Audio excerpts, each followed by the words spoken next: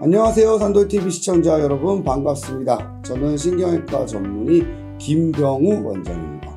오늘은 의사를 가르치는 의사 영상의학과 김창수 원장님을 모시고 유익한 정보를 얻는 시간을 가져보도록 할게요. 안녕하세요 원장님. 네, 반갑습니다. 네, 고맙습니다. 자, 오늘은 저희가 이제 환우회 통해서도 많이 물어보기도 하시는 질문이고, 또 저도 진료실에서도 몇 번 이 질문을 받았어요. 네, 무엇이냐면 바로 MRI를 검사를 하면 파킨슨병에 걸린다고 걱정을 하시는 거예요. 그래서 제가 MRI를 찍는다고 파킨슨병에 걸린다고요? 제가 너무 당황을 했었거든요. 실제로도 저희 환자분 중에서도 척추 환자분 중에 파킨슨 질환을 앓는 경우들이 많거든요.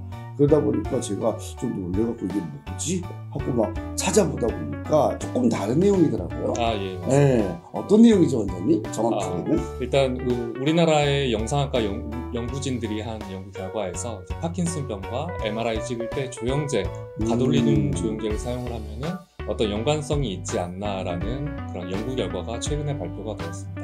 그래서 환자분들이 약간 오해를 하셔서 진료를 받으실 때 그런 말씀을 하시는 것 같습니다. 결국에 MRI 조영제와 파킨슨병이 연관성이 있을 수 있다라는 거군요. 예, 맞습니다. 아, 좋습니다. 자, 그럼 여기서 잠깐 파킨슨병에 대해서 잠깐 한번 알아보도록 하겠습니다.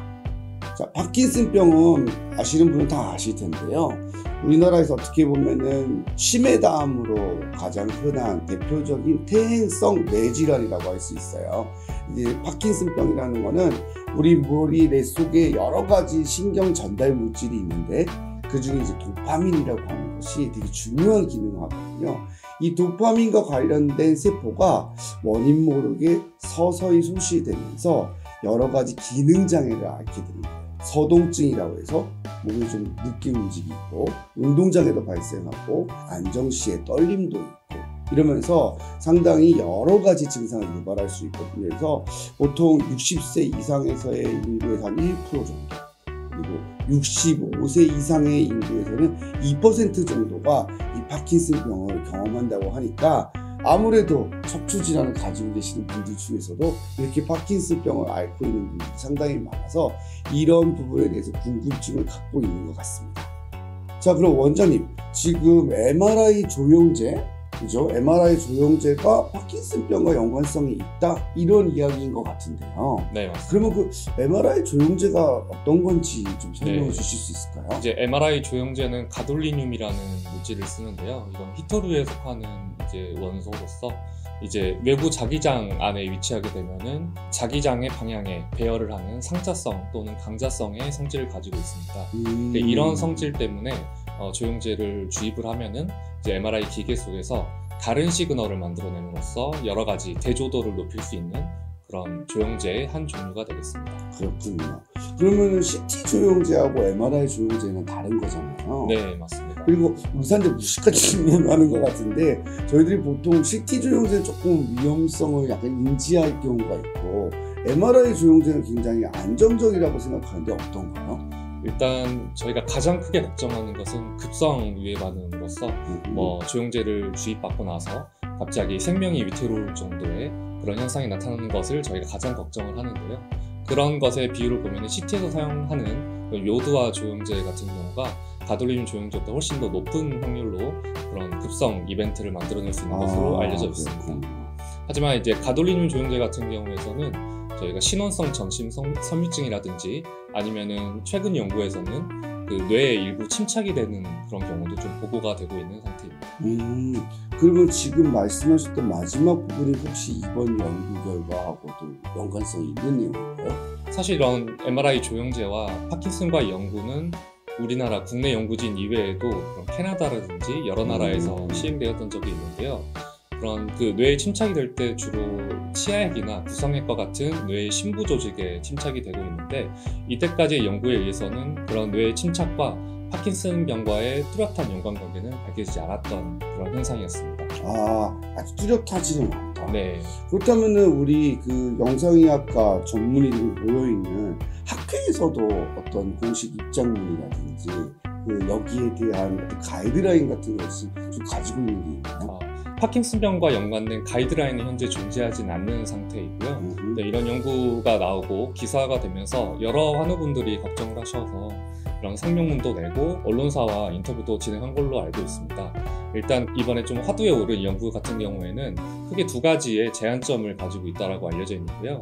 첫 번째는 일단 이것은 후향적으로 관찰을 한 연구, 관찰 연구에 해당함으로써 이제 연관성이 밝혀지다고 하더라도 뚜렷한 인과관계를 뜻한다고 보기는 힘들다는 점이 첫 번째 제한점이 되겠습니다. 그렇군요. 네.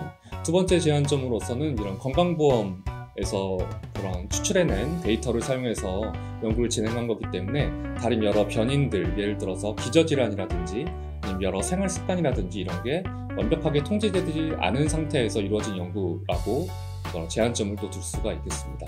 아, 그렇군요. 그렇다면 아무튼 그런 경향성이 있다는 것을 발표한 것은 맞으나 확실하게 인과관계가 증명된 것은 아니고 아직까지는 확실치 않다는 것이 정확한 표현이겠네요. 예, 맞습니다. 그래서 앞으로 전향적으로 더 많은 수 그리고 변인 통제가 이루어진 연구가 필요할 것으로 생각이 되고요. 그리고 아마 2025년도에도 세계 MRI 학회에서 파킨슨병과 관련된 권고사항을 발표할 예정이라고 하니까요. 그때까지는 잠시 기다려보는 게 좋겠습니다. 네, 좋습니다. 아무래도 의학계에서는 처음에 이러한 연구 결과를 토대로 해서 또 여러 가지 연구가 이루어지는 거거든요. 하지만 지금은 어느 정도는 진행 중인 부분이 많은 것 같고 앞으로도 그 결과를 좀 주의하면서 봐야 될 것 같고요.